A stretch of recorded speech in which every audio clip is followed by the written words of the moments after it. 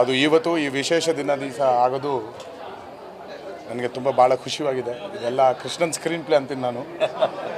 ಅದು ಬೇರೆ ತುಂಬ ನಾನು ಇಷ್ಟಪಟ್ಟ ಫ್ರೆಂಡು, ನನಗೆ ದೇವ್ರು ಕೊಟ್ಟಿದ್ದ ಫ್ರೆಂಡು, ನಮ್ಮ ರಿಷಬ್ ಅವ್ರ ಜೊತೆಯಲ್ಲಿ ಬರೆದು, ನಮ್ಮ ಪ್ರಶಾಂತ್ ನೀಲ್ ನಮ್ಮ ಡೈರೆಕ್ಟರ್ ಜೊತೆಯಲ್ಲಿ ಬರೋದು ಇನ್ನೂ ಭಾಳ ಖುಷಿಯಾಗಿದೆ.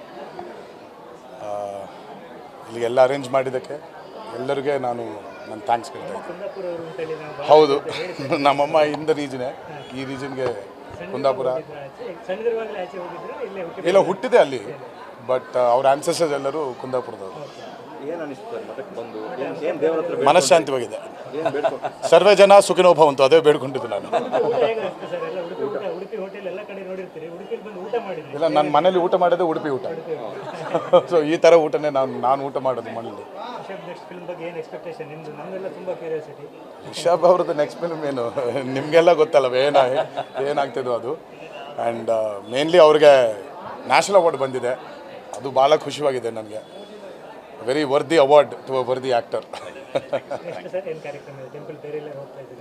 ಅದು ಲಿಸ್ಟ್ ಹೇಳೋಕ್ಕಾಗಲ್ಲ.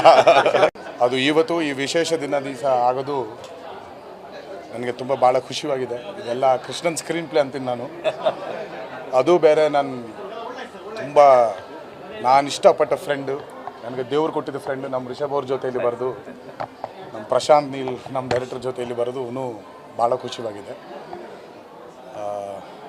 ಇಲ್ಲಿಗೆಲ್ಲ ಅರೇಂಜ್ ಮಾಡಿದ್ದಕ್ಕೆ ಎಲ್ಲರಿಗೆ ನಾನು ಥ್ಯಾಂಕ್ಸ್ ಹೇಳ್ತಾ ಇದ್ದೀನಿ. ಹೌದು, ನಮ್ಮಮ್ಮ ಇಂದ ರೀಜನೇ, ಈ ರೀಜನ್ಗೆ ಕುಂದಾಪುರ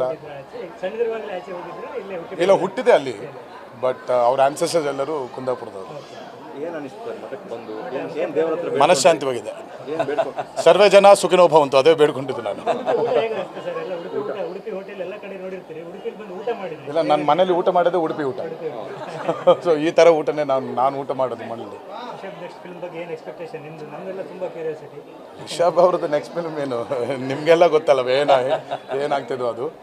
ಆ್ಯಂಡ್ ಮೇನ್ಲಿ ಅವ್ರಿಗೆ ನ್ಯಾಷನಲ್ ಅವಾರ್ಡ್ ಬಂದಿದೆ, ಅದು ಭಾಳ ಖುಷಿಯಾಗಿದೆ ನನಗೆ. Very worthy award to a worthy actor. ಅದು ಲಿಸ್ಟ್ ಹೇಳೋಕ್ಕಾಗಲ್ಲ.